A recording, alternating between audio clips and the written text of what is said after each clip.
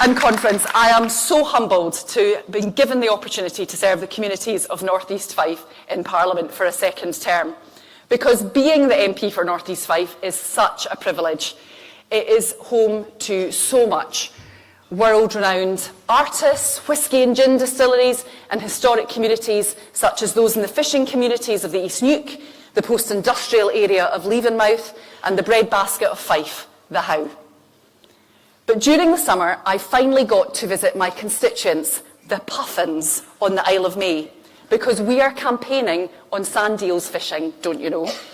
I got to experience the Grass to Grill tour at Balcaskey Estate, seeing cows graze freely in woodland, followed by a visit to the Pittenweem Arts Festival, which is becoming increasingly renowned.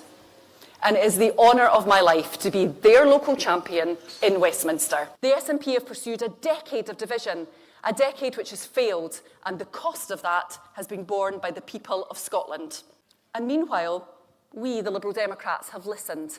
We have earned back that trust, and we have made the priorities of ordinary people our priorities. The state of the NHS in Scotland, the sewage that the SNP has allowed to be dumped into our rivers and coastal areas, the education of our children, which the SNP government has neglected and allowed to decline.